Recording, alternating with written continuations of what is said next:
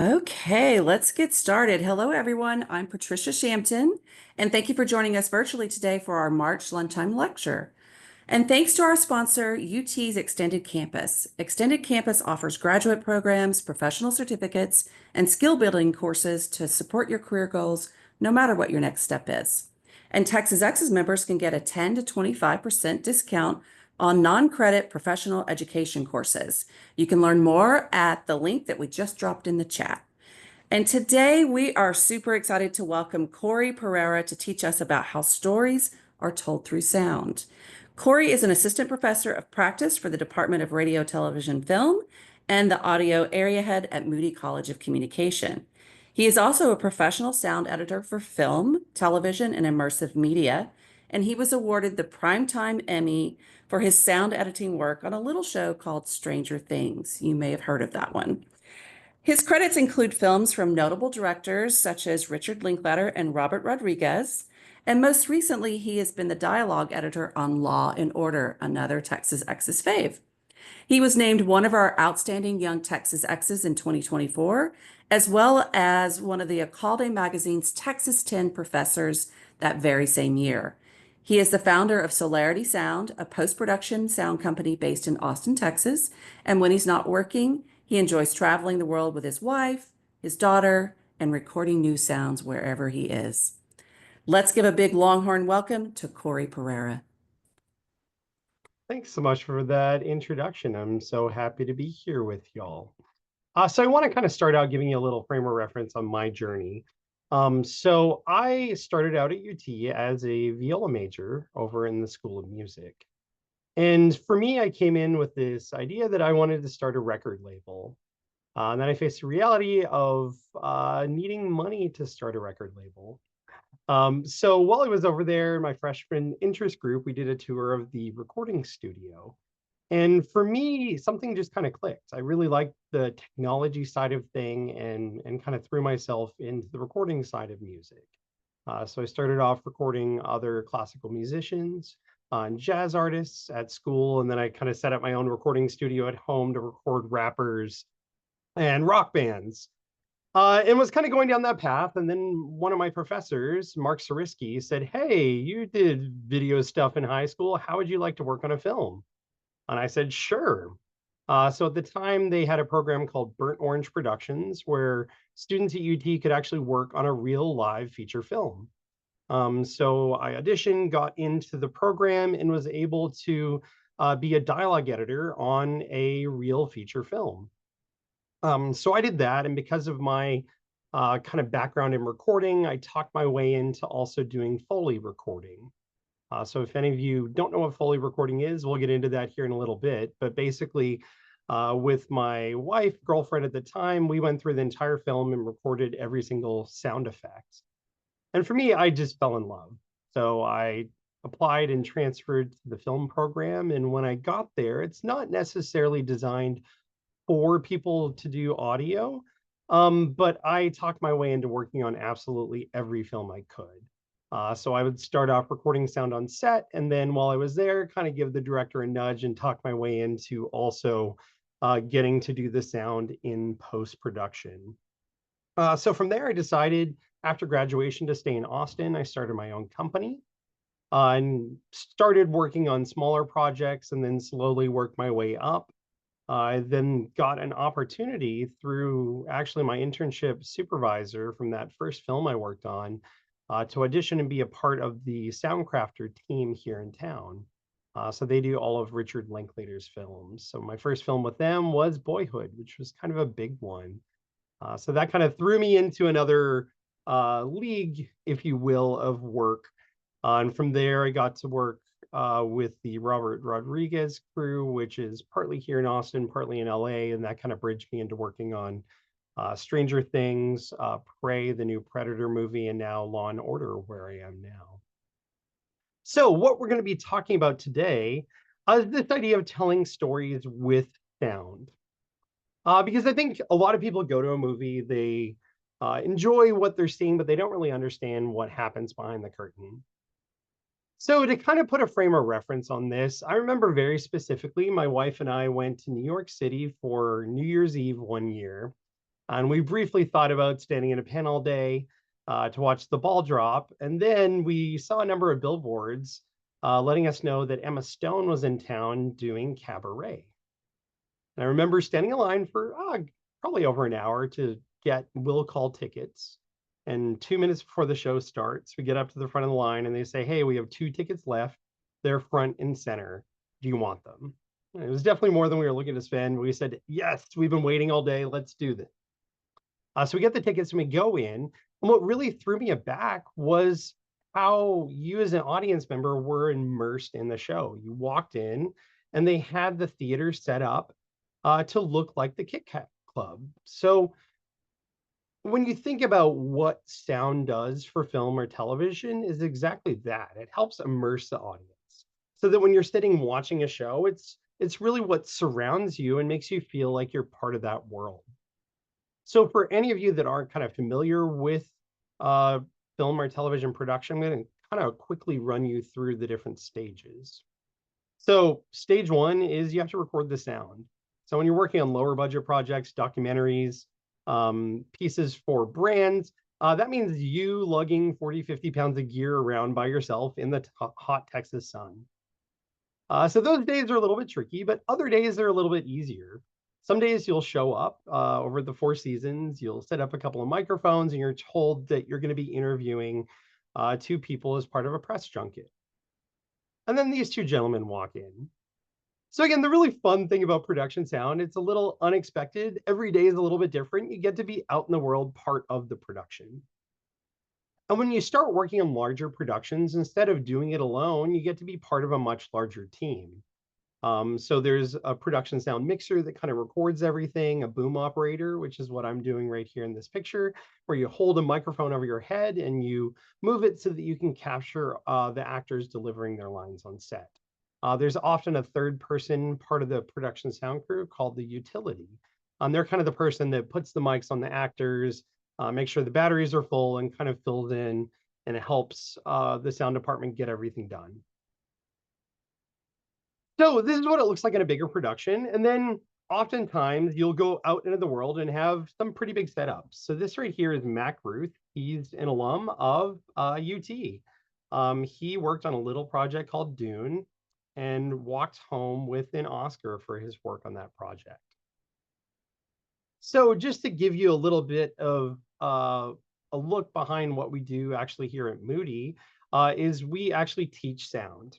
So me specifically, I teach 2 classes. One focuses on production sound, which is how you actually record sound. So we start off again with the basics of somebody sitting in a chair and learning how to record someone in that controlled setting, and then going out into the wild. So we don't go to the desert, but we do go out to the bridge here at Moody, and we'll do what's called a walk and talk. So essentially, actors walk towards the camera, which sounds simple, but then you have to think about all the other crew that has to walk backwards while that's happening.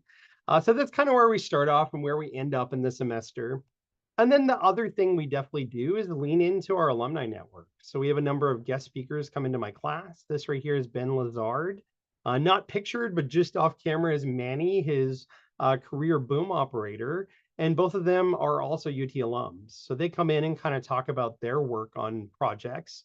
In particular, Ben here worked on a little show called Friday Night Lights, on a number of things since then. He's currently, I think, working on a top secret project for Apple TV Plus. So that's kind of how we take what happens out in the field and then bring it in to hear what we do at Moody. So one thing that I think a lot of people don't really understand is that recording the sound on set isn't where the storytelling journey starts. I'm sure some of you, I know we can't raise hands, but I'm guessing a number of you watching there have heard of A Quiet Place. And A Quiet Place is one of those films that I think kind of pushed sound into the forefront. That somebody that doesn't know anything about sound could understand that in this world that we created in this film, sound is incredibly important. If you're too loud, the big bad guy is going to come get you. So this wasn't an accident. This was a really intentional choice of the filmmakers to start thinking about sound and making it an important part of their storytelling journey. So if you look at the script that John Krasinski and the screenwriters put together, there's intentional cues in the script that talk about sound. So that way, going into production, they were thinking about how sound could help tell that story. And then that'll bridge into what happens in post production. So, as someone that works on film and television, I've spent my time out in the field recording production sound. These days, I very much focus more on post production.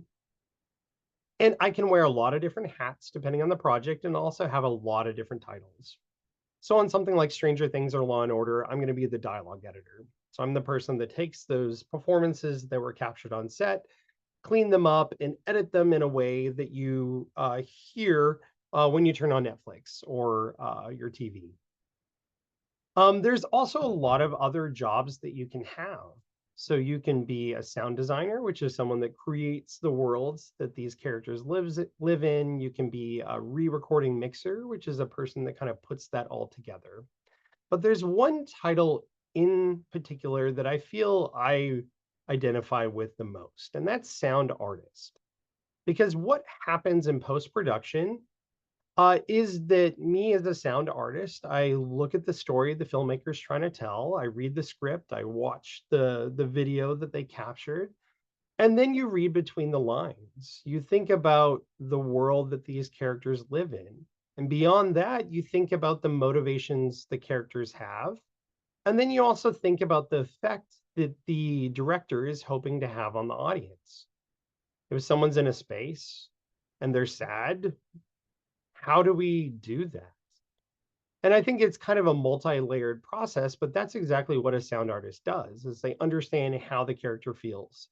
And then you also have the additional layer of how the audience is supposed to feel. Sometimes you're supposed to empathize with the characters, and sometimes you're supposed to hate them. And I think sound is one of those tools you can use to subliminally have your audience feel a certain way in relation to what's happening.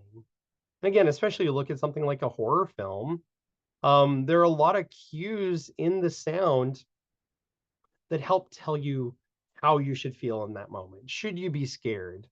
Should you be excited? So what we're going to do now is kind of take a journey through the different elements and ways that you can accomplish that goal of helping a filmmaker tell their story through sound. So first, we're going to listen to some audio.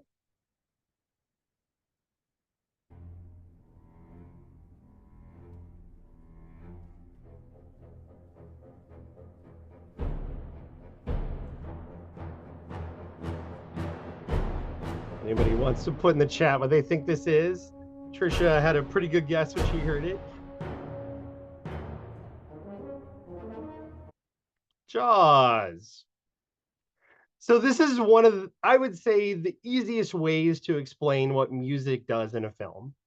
You have two notes that for this film, they turned into a villain. You hear dum dum, dum dum, dum dum dum dum, or you play that on a piano, and anybody around you immediately associates that with this shark coming to get you. I'd say the biggest misconception I have is when I say, hey, I work on sound for film, a lot of people say, oh, you do the music. No, that's not what I do, but I think that is an important part of what sound brings to the table. And again, the funny backstory on this in Jaws, they had some technical difficulties with the actual animatronic shark, so they couldn't quite show it as much as possible. So to some degree, the music and this cue of dum dum is telling the audience that there's a shark there, even though you can't see it. And this is something you can see very much across multiple genres and multiple films. You'll start to have little cues that start telling you either what's coming or how to feel about a moment. When we talk about how to feel in a moment, we're going to play another clip and see if anybody has any guesses about how this has been used in a film or TV show.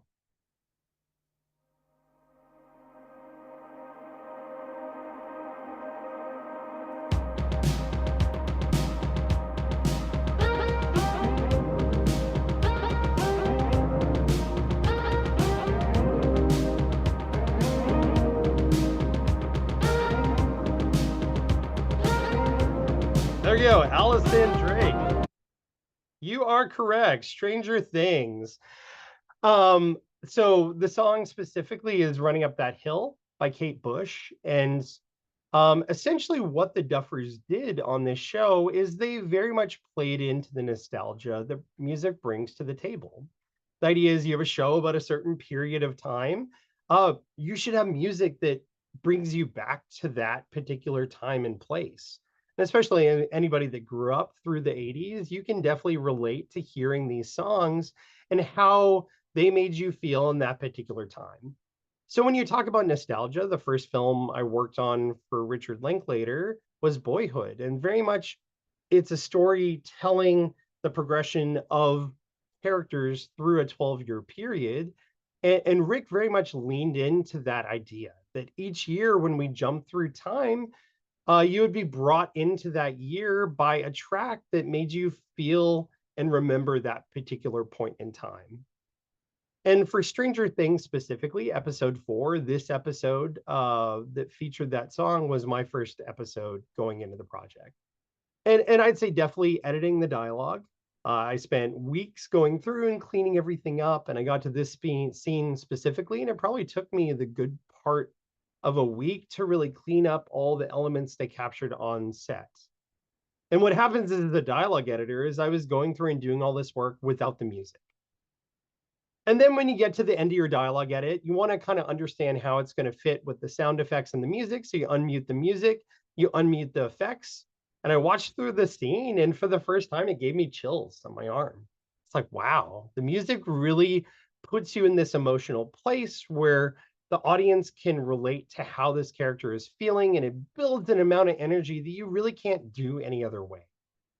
So when you start thinking about watching a film or watching a show, music is probably the easiest to understand, but it's a very effective tool for helping tell a story. Again, horror also very much leans into this as well. So now what we're going to do, we're going to take a listen to a couple of things and see if you can tell us where we are being transported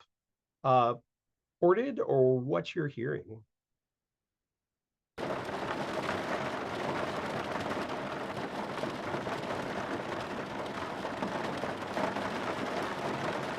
Brainstorm. Leonardo, well done. So the idea here is that you can close your eyes and through sound, you can be transported to a space. That if you have a character in a room and you can't visibly see windows, you can add this track to a scene and all of a sudden it changes the emotion.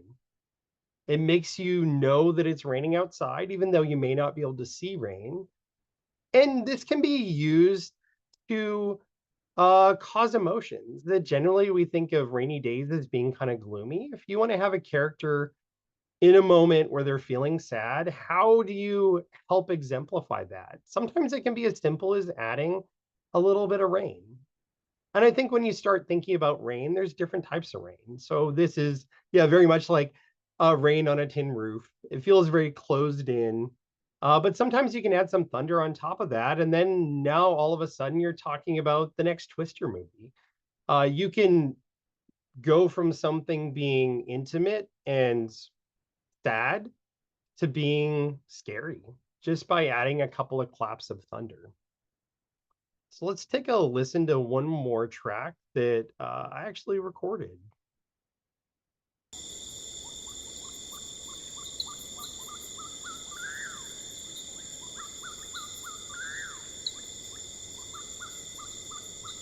Jungle, jungle, jungle. Yeah, y'all are right.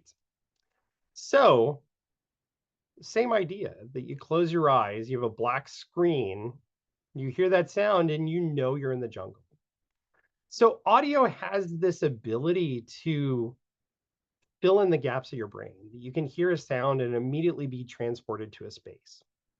So, one of the fun things of this movie magic is that often when you hear a track like that, it's been recorded by someone that's actually gone to that space. So that recording we heard particularly was on a river in Costa Rica. Well, how did I record that? Well, I went to a river in Costa Rica with a microphone and sat in the moment and captured that.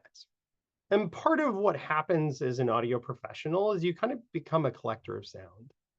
That my wife and I and our daughter have been very fortunate to be able to travel the world. And when we go to these unique places, I take the opportunity to really listen to the world so that as a sound designer, I can do my job a little bit better. So not to say everything you hear in a movie is real, but very much so you can remember a space or remember a time and then recreate your memory of that through sound. So part of that is actually having the elements like, hey, I need the sound of a rainforest to start off, but you can start with that and then you can start playing with it. We have this idea of what a rainforest sounds like. We have an idea of what rain falling in a tin roof sounds like. Well, what if we put those together? Now we can go down the street, we can film in a house, you can have someone sitting in a chair without seeing the window, and you play these two tracks together. And now all of a sudden, someone's in the rainforest while it's raining, feeling sad. So you have this ability to start using your perception of the world that you understand through sound and then start building worlds. Because the challenge when it comes to filmmaking is that we aren't always trying to recreate real locations. Sometimes you have to go outside of the ordinary. So this right here is Paula Fairfield. In the industry, she is nicknamed the Mother of Dragons.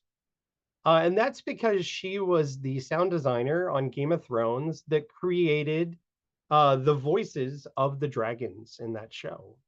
So the idea is you watch the show, you see these computer generated dragons, but they're more than just a moving image. They're a character. They have life. They have emotions. When things happen to them and they're sad, you as an audience feel sad with them. A sound designer is a person that is able to breathe life into things that don't really exist.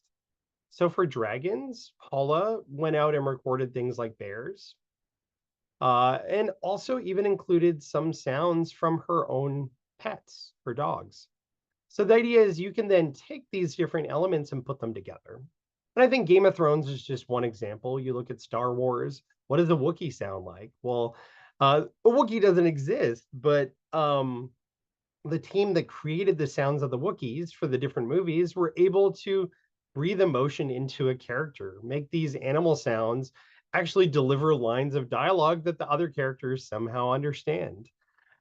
And again, you'll see this over and over again when you look at creature features or aliens. Each of them have their own distinctive sounds that makes them feel alive. And that's what a sound designer does. And that's what a sound artist does, is create these creatures. But beyond that, you're also creating the world that they live in.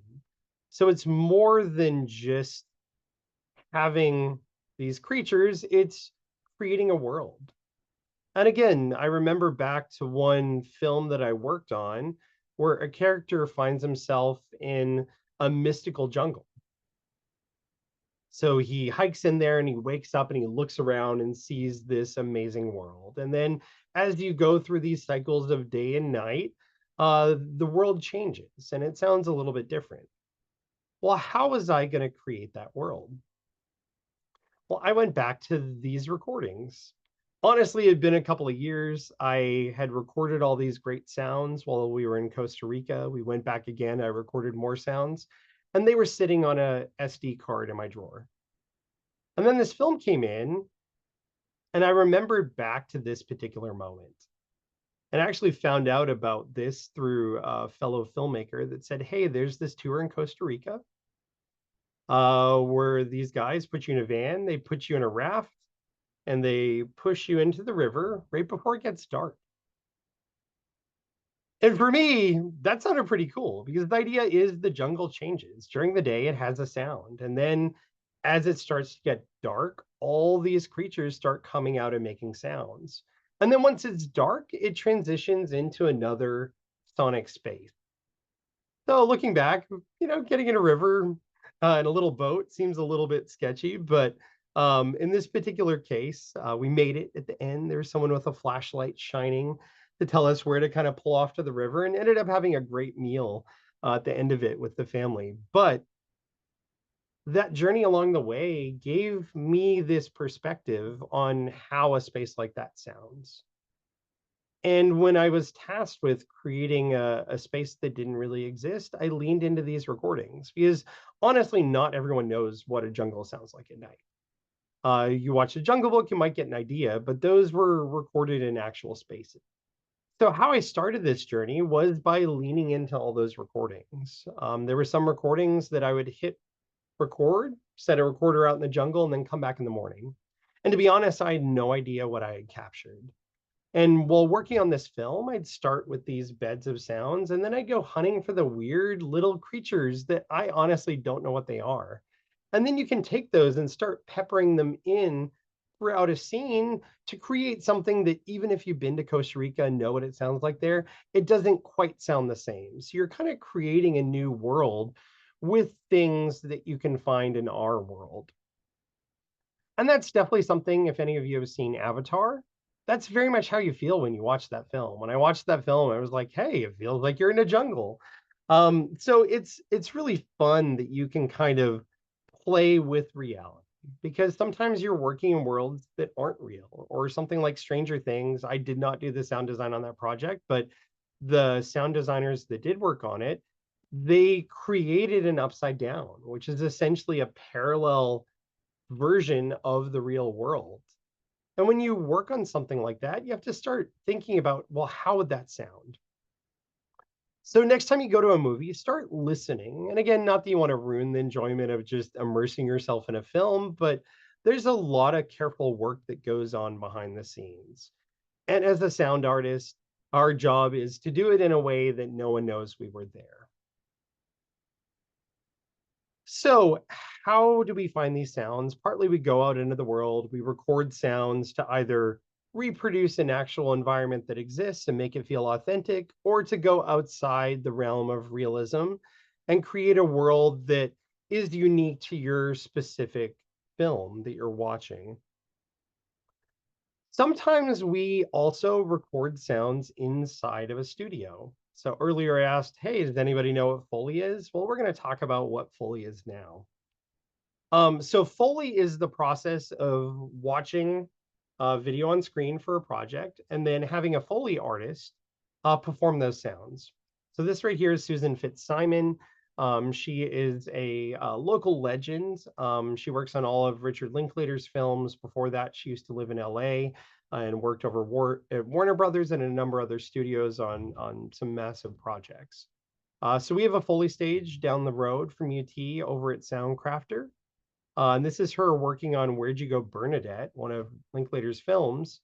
There's a scene where Kate and other characters are floating, bobbing in Antarctica in a canoe. They didn't capture those sounds on set. So what a Foley artist does is recreates the things that make things feel more real. So it sounds kind of counterintuitive. Hey, they had mics on set.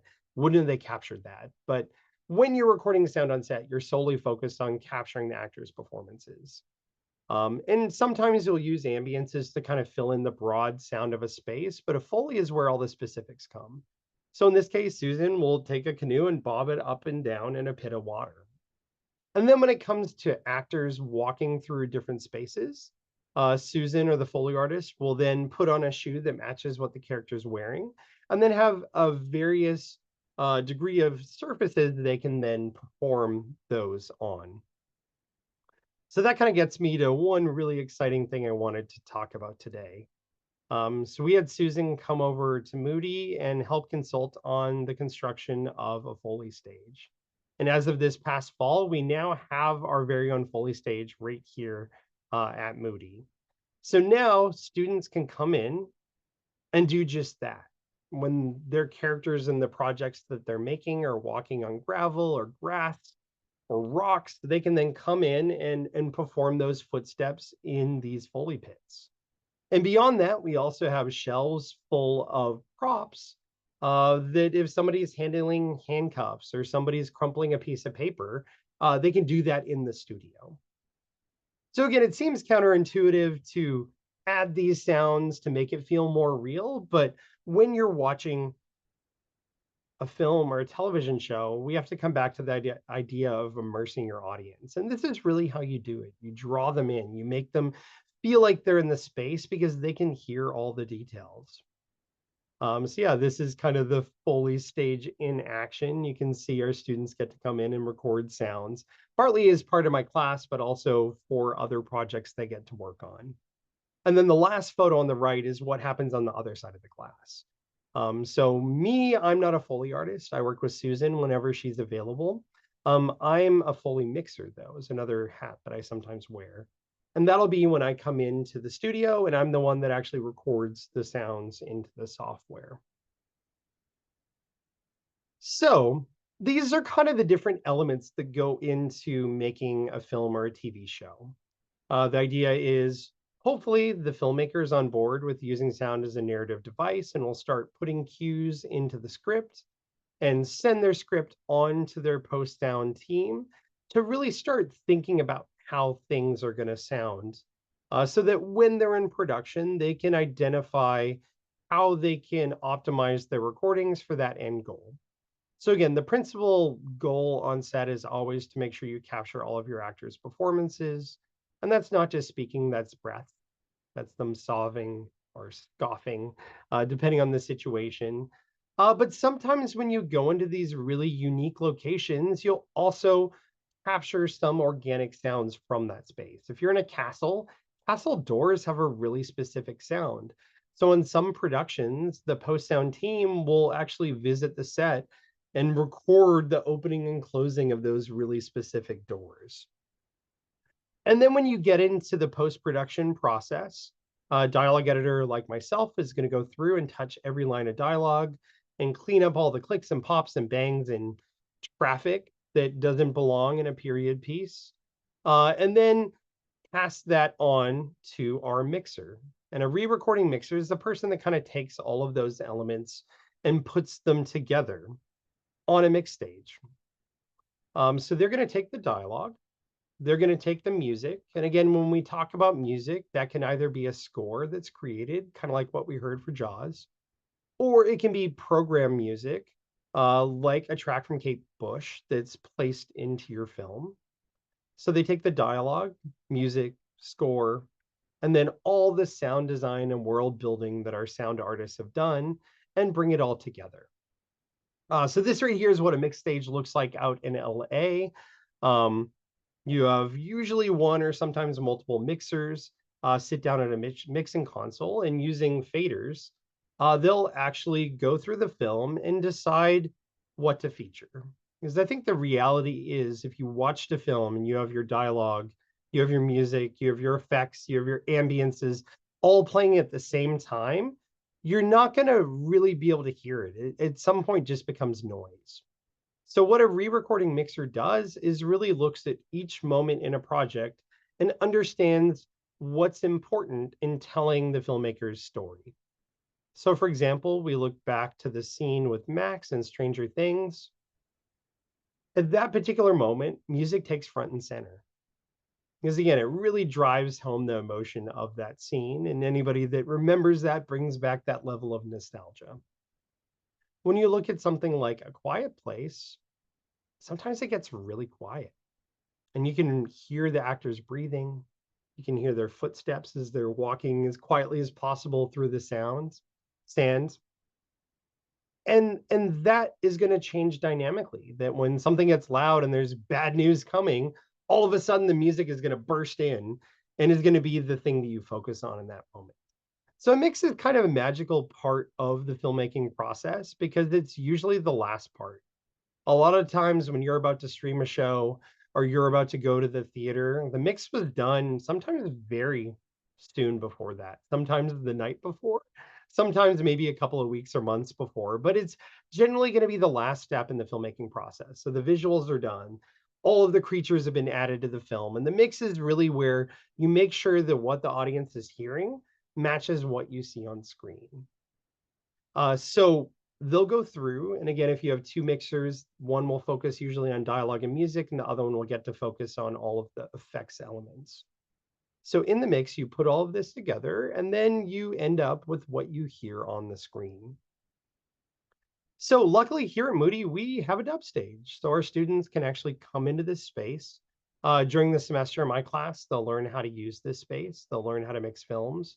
At the end of the semester, around now, UT will actually hire in professional mixers. And myself, for about a decade after graduation, I was one of those mixers that the students will then get to sit down in these spaces and actually mix a film very much in the same environment that a Hollywood film producer would. And I would say most excitingly, we kind of looked at this room briefly earlier. Um, when you're recording Foley, we have our Foley stage. This is our recording room. It also doubles as a really special kind of mix stage. So this right here is a room that's set up to mix in what we call Dolby Atmos. The Dolby Atmos is an immersive audio format that fills the room with sound by having an array of speakers around you and also speakers above you.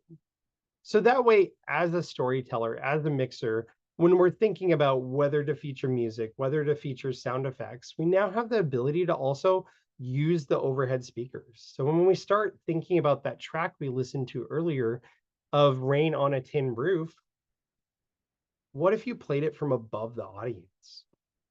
I'd say for me, the first time I watched a film in Dolby Atmos and I heard rain above me, again, it gave me tingles. It's one of those things where it's like, wow, it really feels like I'm standing in the rain. So as of this last fall, we have this in one other room that are equipped with Dolby Atmos. And the earlier room we looked at here will hopefully be updated to Dolby Atmos as well. Because again, when you think of how sound affects the storytelling of a film, we talked about this idea of being invisible. But I think Dolby Atmos kind of pushes it into a different realm. I think when you know what Dolby Atmos is and you watch a film in Dolby Atmos, you very much know what you're getting into, if that makes sense. You know you're going there because there are speakers over your head. But I think once the lights dim and you start watching the film, you start to forget that. And then your audience is immersed in a way that if we think back to me walking into that Kit Kat club, I started to have that experience when working in Dolby Atmos. So this is kind of where we're at as far as technology, and it's really exciting. And then lastly, what we end up doing in my post sound class is kind of having the same experience that we very much learn how to use our facilities, but then we also go out into the world and we'll visit studios here in town that give our students kind of a look into what it looks like out in the real world. And this right here is Morgan Honecker. She's the lead audio engineer over at Shea Boom Audio, one of the post houses in town. She's also an RTF alum. So I think that's something really cool, being at Texas X, knowing that there's this large network of people doing sound for film out in the world at a very high level that our students are able to interact with. So that's kind of bringing it back to talking to y'all today is this kind of exciting element that we can kind of be a part of their education by going out and doing it ourselves and being able to kind of give back down the line. So at this point, I feel like sound is one of those things y'all may have a lot of questions. So I wanted to build in a decent amount of time to kind of give y'all a chance to clarify or kind of dig deeper into anything that really strikes your interest.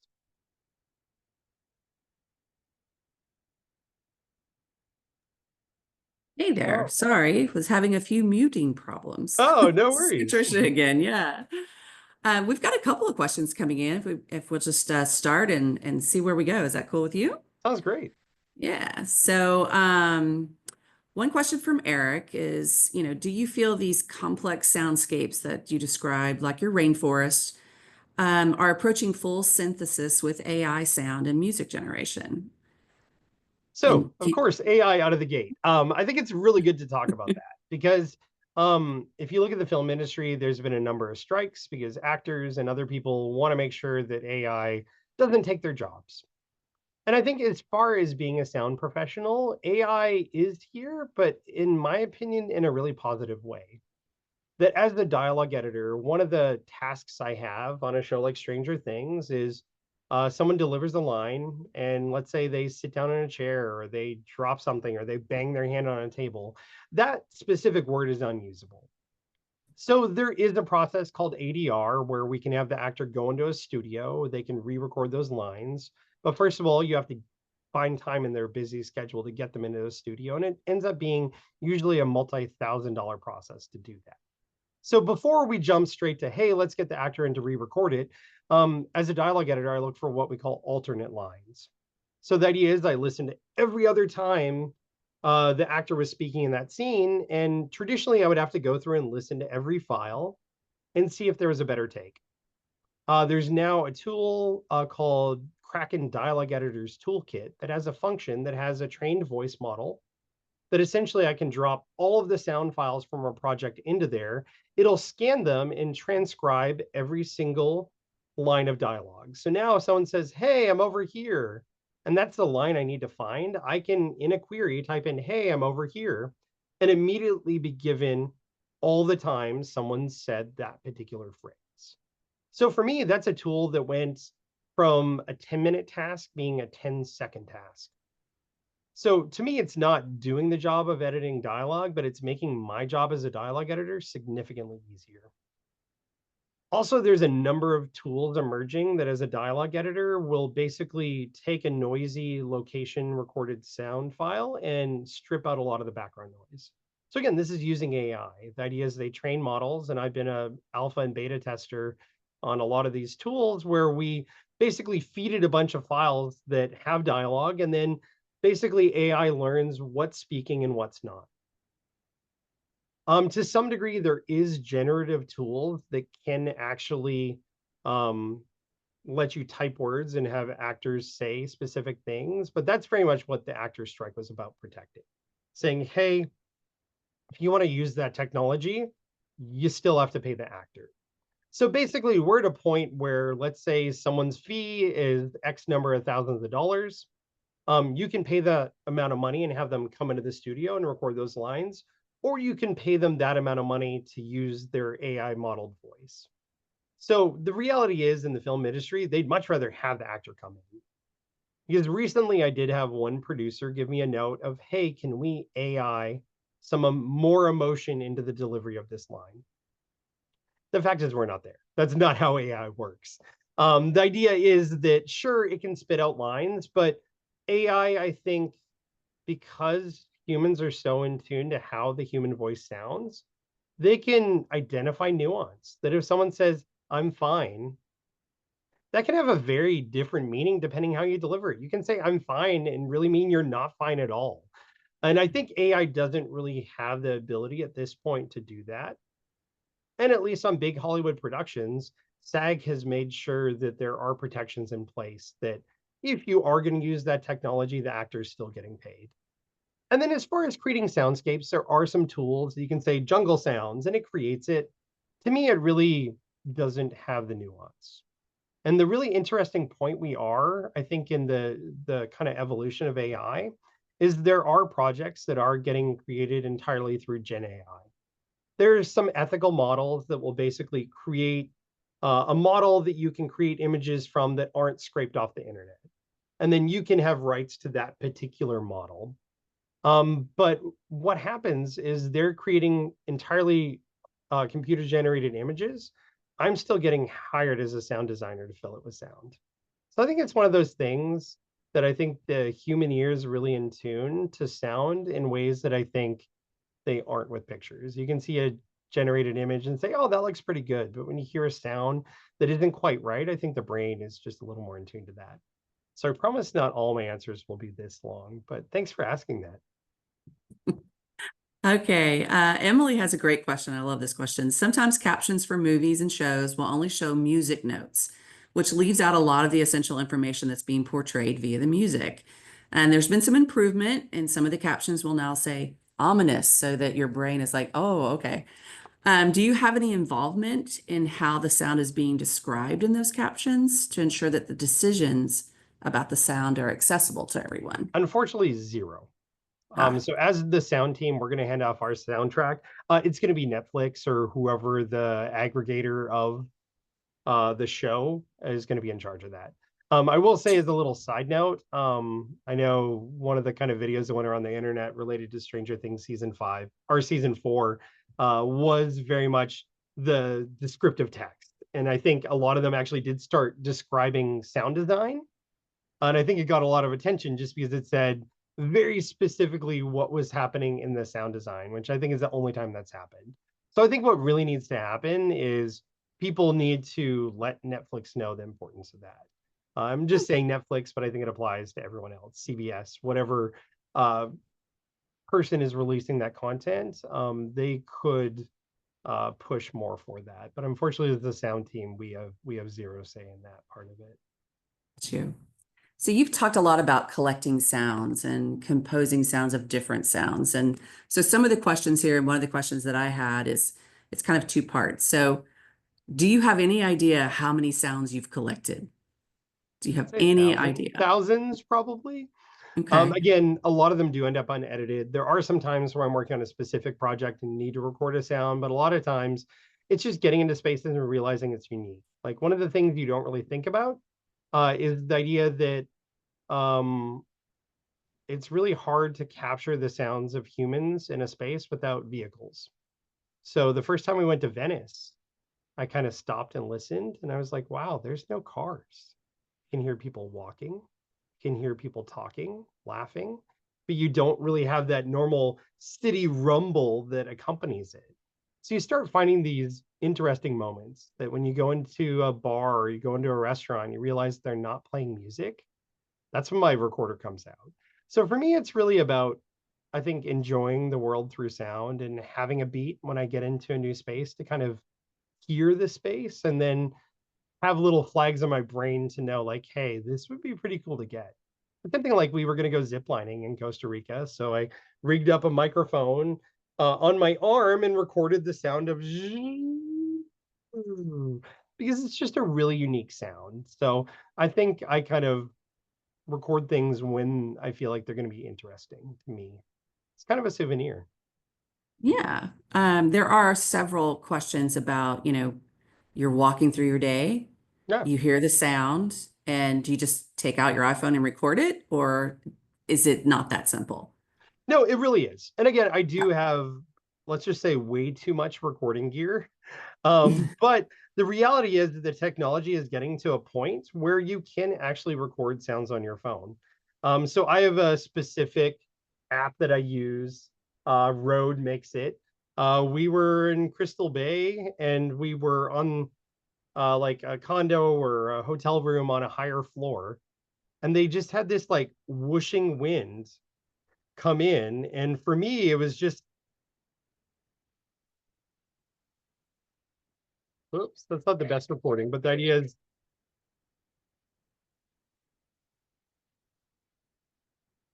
it was just like this howling wind that just had a really distinct sound to me. So I recorded it with my phone because that's what I had available to me.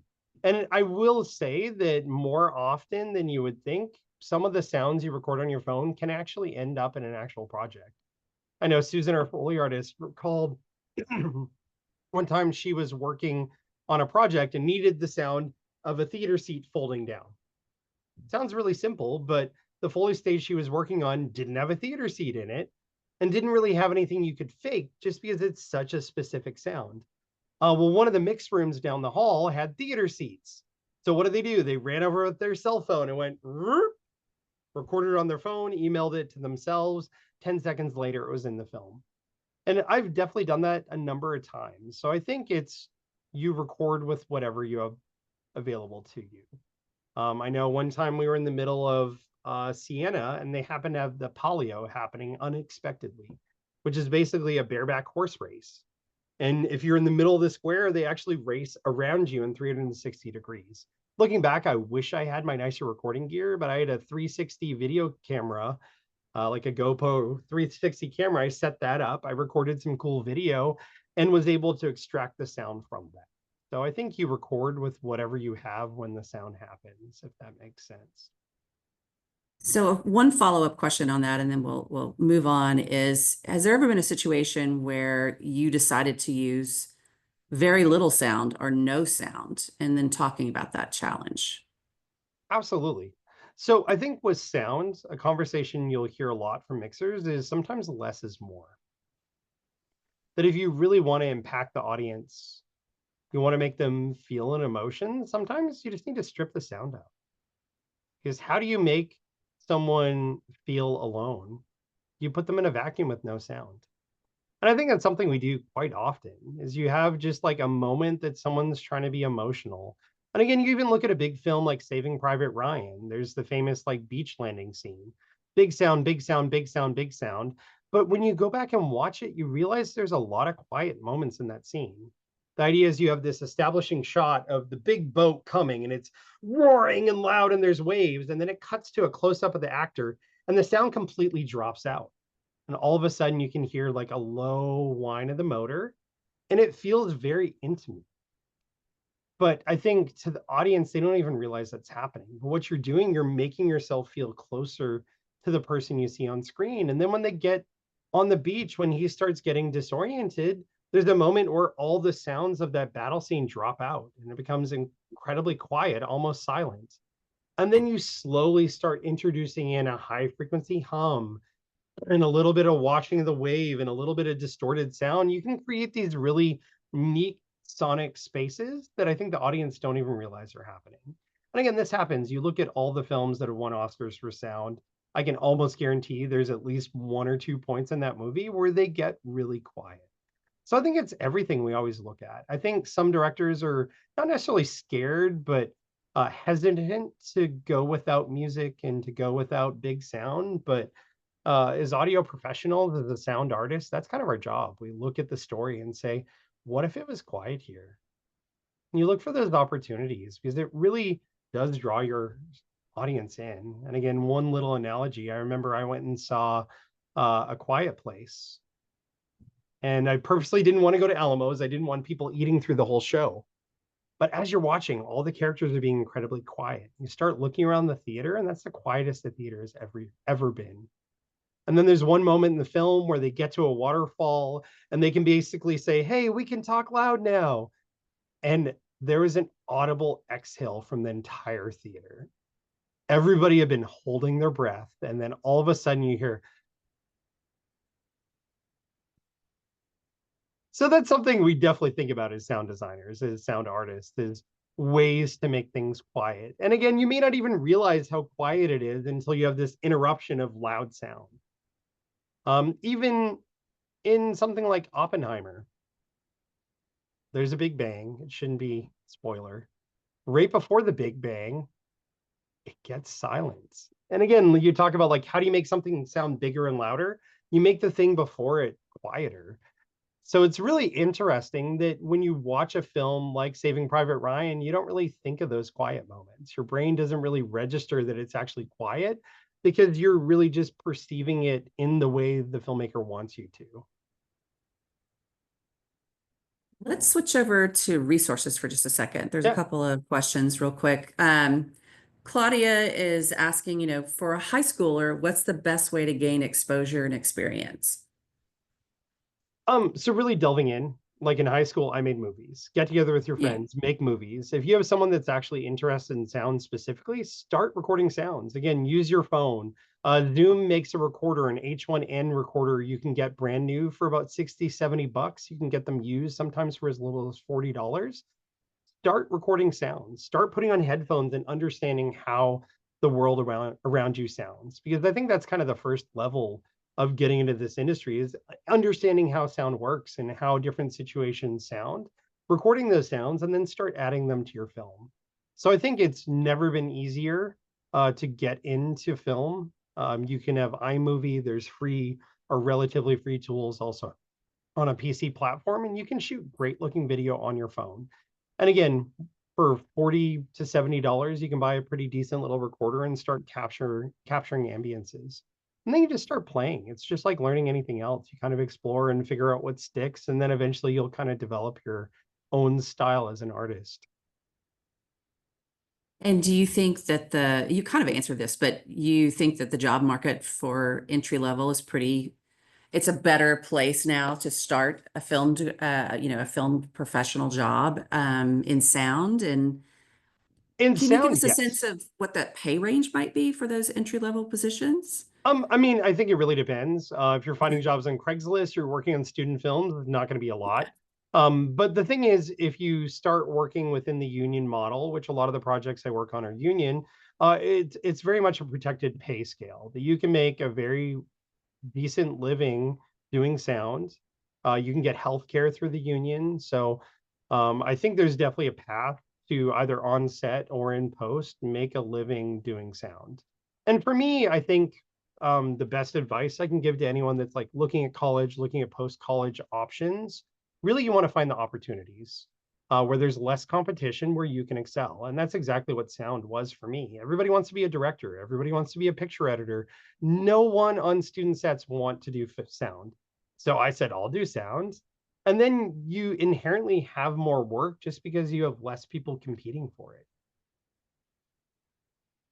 That's all good advice. Do you think that the ad agencies using existing pop songs, sometimes with new lyrics, for ads are cheating instead of writing original music? Just curious. I don't think For the so. I actually Stanley love it Steamer because TV again, ad. you look at Stranger Things, you look at Boyhood, they're leaning into the nostalgia. You watch that Yeah, 70s show, it's the same thing. I think yeah. you're trying to hit an emotional point, and sometimes popular music is the way to do it. So the good news is when they use the actual popular song, that means the artist is getting paid. So if you're talking about like how do you support an artist, have them be in a Coca-Cola commercial with their song because they're usually going to get a pretty big payday out of that. Definitely more than streaming. Okay. Last two questions. What's something surprising that lay people might not know about working with sound? I kind of touched on it, but I really think Yeah, it's this idea that so much work goes into what you hear. yeah. The idea is you're like, oh, well, they were on set, they put up a mic and they hit record. What else is there to do? I think the subtlety of all the work that goes into it, this idea that I spend weeks or months on a project just cleaning up the dialogue to remove everything that was on set, to then have our Foley team come in for usually weeks, recording every footstep. Every time someone touches their skin, those all need to be recorded by an artist. So you talk about like actual labor hours. There's sometimes thousands of hours that go into the soundtrack that most people don't even know was more than just setting up a mic. So I think that's kind of it. Okay. Last question. We have a ton of questions in the chat and in the QA. Sorry, you've just been engaging, so everybody is just firing them off. But I think I'll end with this one. What is your very favorite sound? I'm going to honestly say rain. I mean, it's Yeah. probably no surprise that I played that, but you look at a sound library, I might have 1,000 different rains. And to me, every single one takes you to a slightly different place. That if you close your eyes, it can feel like nighttime. It can feel like daytime. It can feel like the winter. It can feel like the summer. It can feel hot. It can feel cold. It can feel happy. It can feel sad. And I think all those emotions are the most exciting thing that you can have one sound that seems very simple that can, in different iterations, have a very different emotional impact on the audience. I think that's a cool thing about what we do is you put all this effort into finding the right sound and it works. It makes people feel what you want them to feel through sound. Well, thank you so much, Corey, for being with us. Yeah, And of thanks to course. Extended Campus, too, for bringing us this interesting lecture today. You do, I mean, everything is blowing up in the chat and the questions. So everyone enjoyed it so much. Thank you again. And, I'm going to go home and binge a show, maybe Stranger Things again, and There you kind of go. listen to it in a new way. So I really appreciate it. And for the people still out there, registration is now open for our virtual May lunchtime lecture. It's called Ethical Crossroads and What We Think We Know as Business Leaders. So that's going to be with David Quintanilla from the Macomb School of Business. And you can learn more about that one and register online at texasexes.org/lunchtime lectures. Thank you to everyone who joined us today. We really appreciate your time. Hope you enjoyed it. Have a nice day. Bye.